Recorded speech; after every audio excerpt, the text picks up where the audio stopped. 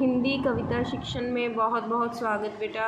आज हम कक्षा 6 की पाठ 2 की कहानी सुनेंगे ताकि आप जुलाई के जो आने वाले ऑनलाइन पेपर हैं उनकी तैयारी अच्छे से कर सकें। हम जुलाई के एग्ज़ाम की तैयारी कर रहे हैं, साथ साथ में हम अपना सिलेबस पूरा कर रहे हैं और नोट्स बना रहे हैं। तो आप सभी को मेरे साथ कंटिन्यू करना है। डेली हर रोज़ आने वाली वीडियो को ध्यान से देखना है, अपनी कॉपी पर अच्छे से नोट्स बनाने हैं। कल हमने लिंग बदलो, वचन बदलो और मेरा परिचय निबंध के अच्छे से नोट्स बनाए थे। मुझे आशा है कि आप सब ने वो काम पूरा कर लिया होगा, अपनी कॉपियों पर लिख लिया होगा और समझ भी लिया होगा। और जिन बच्चों के रहते हैं पिछले, वो अपनी वीडियो पिछली देखें, भाग 3 देख लें, कक्षा 6 जुलाई एग्ज़ाम प्रैक्टिस पार्ट 3 वो देखें। आज हम पार्ट 4 बनाने जा रहे हैं, जिसमें हम आपका पार्ट 2 सबसे बड़ा धन की आपको पहले कहानी सुनाएंगे, फिर इसके प्रश्न उत्तर करेंगे और अभ्यास के जो पत्रिका है वो पूरी करेंगे। और नेक्स्ट पार्ट को में हम देखेंगे कि इसके आपको पेपर में क्वेश्चन कैसे आ सकते हैं। ठीक है बच्चे, चलो शुरू करते हैं हम। सबसे बड़ा धन। सबसे पहले तो मैं आपको ये कहानी सुनाऊंगी। सबसे बड़ा धन जो पाठ है वो आपका दूसरा पाठ, इसकी कहानी सुनिए। बहुत समय पहले की बात है। बात किसके जगह क्या है इस पूरे पाठ की? मुक्तसर आश्रम। मुक्तसर आश्रम। और मुक्तसर आश्रम में कौन रहता था? कपिल मुनि। मुनि का क्या नाम था? कपिल मुनि। और एक दिन उनके पास एक गरीब आदमी जाता है। उस गरीब आदमी का क्या नाम था? राहुल। राहुल एक गरीब आदमी था। एक दिन वो मुनि के पास जाता है क्योंकि वो चाहता है कि वो अमीर बन जाए। तो वो मुनि के पास जाता है और उनसे बोलता है कि बाबा जी कोई ऐसा उपाय बता दीजिए जिससे मेरे पास बहुत सारा धन आ जाए और जीवन भर मुझे कोई काम ना करना पड़े, मैं बैठ के आराम से अपना खाना वाना खाता रहूं और मेरी ज़िंदगी अच्छे से गुजर जाए। मुनि जी बड़े हैरान हुए। उन्होंने कुछ देर सोचा और फिर उन्होंने प्रश्न पूछा, अच्छा तुम्हारे पास बिल्कुल भी धन नहीं है? राहुल ने कहा, नहीं महाराज, मेरे पास तो एक भी पैसा नहीं है। मुनि जी कहते, अच्छा कोई जायदाद होगी, कोई कीमती वस्तु होगी? नहीं, मेरे पास तो कुछ भी नहीं है। अच्छा, तो फिर मुनि जी के दिमाग में एक आइडिया आया। तो उन्होंने कहा, अच्छा ऐसा करते हैं, तुम मुझे अपनी दोनों आँखें दे दो, मैं तुम्हें 1 लाख रुपया दे दूँगा। बंदा बड़ा हैरान, कहता अगर मैं आँखें दे दूँगा तो मैं इस दुनिया को कैसे देखूँगा? मैं अपनी आँखें नहीं दे सकता, मैं क्यों अपनी आँखें दूँ? सबसे पहले मुनि ने क्या मांगा? नंबर 1 पर दोनों आँखें। और आँखों के बदले में क्या देना चाहा? 1 लाख रुपया। तो राहुल इसके लिए नहीं माना। फिर मुनि ने राहुल से कहा, अच्छा तो फिर ऐसा करो, तुम ना मुझे अपने दोनों हाथ दे दो। तो मुनि ने फिर दूसरे नंबर पर क्या मांगा? दोनों हाथ। बेटा ये मैं नंबरिंग इसलिए कर रही हूँ कि आपको याद हो जाए, आपको पता चल जाए। सबसे पहले मुनि जी ने क्या मांगी थी? दोनों आँखें। आँखों के बदले में मुनि जी कितने रुपए दे रहे थे? 1 लाख रुपया। फिर उन्होंने क्या मांगा? दोनों हाथ। इसके बदले में क्या दे रहे थे ये हमारे पाठ में नहीं बताएगा बच्चे। तो उसके बाद राहुल कहता, अगर मैं हाथ दे दूँगा तो मैं कुछ भी नहीं कर सकूँगा, मैं काम कैसे करूँगा? मैं तो नहीं आपको अपने हाथ दे सकता। तो मुनि जी कहते, अच्छा नहीं दे सकते तो ऐसा करो, तुम मुझे अपने दोनों पैर दे दो। तीसरे नंबर पर क्या मांगा? दोनों पैर। पैरों के बदले में क्या दे रहे थे? 2 लाख रुपए। मुनि जी कहते, अच्छा तुम मुझे अपने पैर दे दो, फिर मैं तुम्हें 2 लाख रुपए दे दूँगा। तो राहुल बहुत घबरा गया और कहने लगा, अरे ये क्या बात हुई? मैं अगर आपको अपने पैर दे दूँगा तो मैं चलूँगा कैसे? मैं तो पैर बिल्कुल नहीं दे सकता। मुनि को बहुत गुस्सा आया।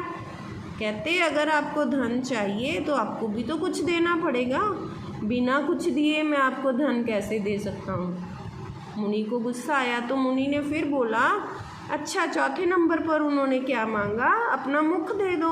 उन्होंने कहा मुझे अपना मुख दे दो नंबर 4 पर, और मैं आपको 10 लाख रुपए दे देता हूँ।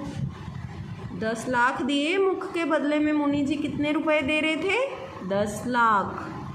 लेकिन राहुल बहुत हैरान हो गया, ये कैसी बात हो गई, कभी मुझसे मेरे पैर मांग रहे हैं, कभी मुझसे मेरे हाथ मांग रहे हैं, अभी मुख ही मांग लिया। मुख मांग लिया तो मैं किसी से बात कैसे करूँगा, मैंने पैसे का क्या करना है, मैं खाऊँगा पीऊँगा कैसे, अगर मुख मांग लिया तो मैं कैसे जीवित रहूँगा। तो उसने बिल्कुल मना कर दिया, नहीं नहीं मैं नहीं अपना मुख दे सकता। उन्हीं को और भी गुस्सा आ गया। फिर वो फिर से कहने लगे, अगर आपको कुछ चाहिए तो आपको कुछ देना पड़ेगा, बिना कुछ दिए नहीं आपको कुछ मिल सकता। तो अंत में मुनि जी ने फिर राहुल से क्या मांगा, उसकी जीभ मांग ली। अच्छा तो फिर मुझे अपनी जीभ दे दो। तो राहुल ने बिल्कुल मना कर दिया, नहीं नहीं मैं आपको अपनी जीभ भी नहीं दे सकता। तो मुनि जी मुस्कुराए और बोले, तुम्हें भगवान ने लाखों के शरीर के अंग दिए हुए हैं, तुम्हारे सारे अंग लाखों के हैं, कोई कितने लाख है कोई कितने लाख है, तुम फिर भी कह रहे हो मुझे कुछ नहीं दिया भगवान ने, मैं गरीब आदमी हूँ। तुम्हारा सबसे बड़ा धन तो तुम्हारा शरीर है। पाठ का नाम क्या है, सबसे बड़ा धन। तो हमारा सबसे बड़ा धन क्या है, हमारा शरीर है। हम इससे मेहनत कर सकते हैं, मेहनत करके लाखों रुपए कमा सकते हैं, तरक्की कर सकते हैं, जीवन में आगे बढ़ सकते हैं। तो इस पाठ से हमें क्या सीखने को मिला कि स्वस्थ शरीर ही सबसे बड़ा खजाना होता है। स्वस्थ शरीर के द्वारा ही हम आगे बढ़ सकते हैं, मेहनत कर सकते हैं, तरक्की करके बहुत सारी कमाई कमा सकते हैं, पैसा कमा सकते हैं, धन बना सकते हैं, आगे बढ़ सकते हैं अपने जीवन में। तो मनुष्य को हमेशा मेहनत करते रहना चाहिए, बिना मेहनत किए तो कभी भी कुछ भी प्राप्त नहीं किया जा सकता। तो इसके सबसे पहले हमारे पास क्या आ गया पुस्तक में, अभ्यास। अभ्यास में क्या है हमारे पास, गुरुमुखी से देवनागरी, गुरुमुखी लिपि में दिए हुए हैं, आपको देवनागरी लिपि में लिखना है। ये कैसे पेपर में आएगा, कोई एक शब्द पंजाबी में दे दिया जाएगा, जैसे मान लो आपको उपाय ही दे दिया पंजाबी में, ये उपाय आपको पंजाबी में लिख के दे दिया, इसका हिंदी अनुवाद कीजिए, और नीचे 4 ऑप्शंस दे दी। तो आपको जो राइट उपाय लिखा होगा उसको टिक लगाना होगा। ठीक है बच्चे, इसको आप अपनी कॉपी में उतारेंगे अच्छे से। डेली आपको अपने सिलेबस का पाठ करते रहना है मेरे साथ साथ में। ऐसे ही हमारा क्वेश्चन नंबर 2 है, जो वो क्या चीज़ है हमारी पुस्तक में, वो है हमारे पास पंजाबी और हिंदी। पंजाबी से हिंदी ये देखना होता है बेटे, पंजाबी में क्या लिखा है, जियोंदा, और हिंदी में जीवित, निरोग, स्वस्थ, समा, समय, मुख, अमीर, धनवान, नेड़े या कोल, पास। तो ये आपको याद करने होते हैं, क्योंकि जो पंजाबी से हिंदी शब्द हैं वो थोड़ा चेंज होते हैं। गुरुमुखी और देवनागरी तो सेम टू सेम शब्द होते हैं, लेकिन पंजाबी और हिंदी शब्द आपको ध्यान से करने होंगे।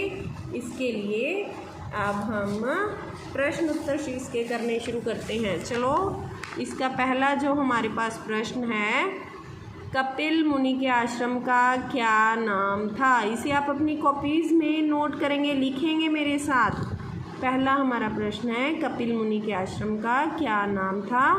तो क्या नाम था, कपिल मुनि के आश्रम का नाम मुक्तसर आश्रम था। क्या नाम था, मुक्तसर। अगर आपको ऐसा लिखने में मुश्किल लग रही है तो आप इसको ऐसे भी लिख सकते हैं, मुक्तसर, मुक्तसर। ठीक है। अगला हमारे पास प्रश्न आ गया, राहुल कैसा आदमी था। राहुल एक गरीब आदमी था बेटे, हमने अभी किया ना कि राहुल एक गरीब आदमी था। मुनि ने राहुल से सबसे पहले क्या मांगा? मुनि ने राहुल से नंबर 1 पर क्या मांगा था? उसकी दोनों आँखें। Very good. आँखों के बदले में 1 लाख रुपया। मुनि ने राहुल से सबसे पहले क्या मांगा? मुनि ने राहुल से सबसे पहले उसकी दोनों आँखें मांगी। अगला क्वेश्चन है हमारे पास, कपिल मुनि ने राहुल से 10 लाख रुपए बदले में क्या मांगा? 10 लाख के बदले में क्या मांगा था? राहुल का मुख मांगा था। क्या मांगा था? मुख। कपिल मुनि ने राहुल से 10 लाख रुपए के बदले में उसका मुख मांगा। आगे हमारे पास जो प्रश्न आ गए हैं बेटे, वो 3-4 पंक्तियों में हैं। आपने बिल्कुल ध्यान से इजी वर्डिंग में इनको लिख लेना है। हमारे पास पहला जो प्रश्न है वो क्या है? कपिल मुनि द्वारा दोनों आँखें मांगने पर राहुल ने क्या जवाब दिया? जब राहुल से कपिल मुनि ने आँखें मांगी तो राहुल ने क्या कहा? कपिल मुनि द्वारा राहुल से दोनों आँखें मांगने पर राहुल ने मना करते हुए कहा कि आँखें दे दूँगा तो मैं देखूँगा कैसे? नहीं, मैं अपनी आँखें नहीं दे सकता। अगला प्रश्न है हमारे पास दूसरा, मुनि द्वारा दोनों हाथ मांगने पर राहुल सोच में क्यों पड़ गया? क्यों सोच में पड़ गया? मुनि द्वारा राहुल से उसके दोनों हाथ मांगने पर वह इसलिए सोच में पड़ गया कि अगर हाथ दे दूँगा तो फिर काम कैसे करूँगा? काम नहीं कर सकता ना।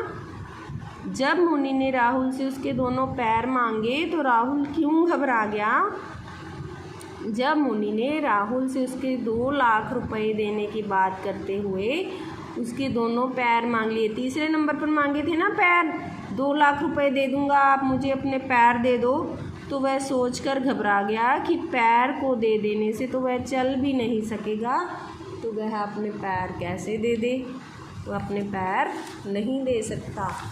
आगे हमारा प्रश्न आ गया बेटे, मुनि द्वारा 10 लाख का लालच देने पर राहुल ने अपना मुख उन्हें क्यों नहीं दिया? तो इसका आंसर आएगा, मुनि द्वारा मुख का मूल्य 10 लाख रुपए दिए जाने पर भी राहुल ने मना करते हुए कहा कि हे मुनिराज, यदि मैं आपको अपना मुख दे दूँगा तो मैं खाऊँगा कैसे, पीऊँगा कैसे? खाना खाए बिना मैं जीवित नहीं रह सकूँगा, कैसे रहूँगा? तो राहुल का ये उत्तर था। मुनि ने सबसे बड़ा धन किसे कहा है? मुनि ने राहुल को समझाते हुए कहा कि स्वस्थ शरीर ही सबसे बड़ा धन है। ये क्वेश्चन पेपर का है बेटे, पेपर में पक्का होगा, ये इम्पॉर्टेंट क्वेश्चन है। मुनि ने राहुल को समझाते हुए कहा कि स्वस्थ शरीर ही सबसे बड़ा धन है। इस शरीर से मेहनत कर और कमा कर खाओ। कपिल मुनि द्वारा दी गई सीख से राहुल के जीवन में क्या असर पड़ा? क्या असर पड़ा? देखते हैं। कपिल मुनि द्वारा दी गई सीख से राहुल को अपने शरीर का महत्व समझ में आ गया। उसने मेहनत करनी शुरू कर दी, जिससे वह देखते ही देखते अमीर बन गया।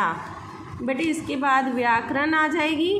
पहले आप सारे प्रश्न उत्तर वीडियो को रोक कर लिखेंगे, जैसे मैंने आपको लिखवाए हैं ना, ये बताए हैं, समझाए हैं, वीडियो को रोकेंगे, सारे प्रश्न उत्तर नोट डाउन करेंगे, फ़ोटो क्लिक करके लिखें, पॉज करके लिखें। कॉपी में सारे प्रश्न उत्तर आपके नोट डाउन होने चाहिए, नोट्स अच्छे से बनने होने चाहिए, कॉपी बनी होनी चाहिए। वीडियो को लाइक शेयर सब्सक्राइब ज़रूर करना है और बेल आइकन आपने ज़रूर दबाना है, ताकि आगे आने वाली आपकी सारी वीडियो की नोटिफिकेशंस आपको मिलती रहे। Keep studying. पेपर से पहले हम अपना सिलेबस भी पूरा करेंगे, पेपर की तैयारी भी अच्छे से कर लेंगे और अपने नोट्स भी बना लेंगे बेटे।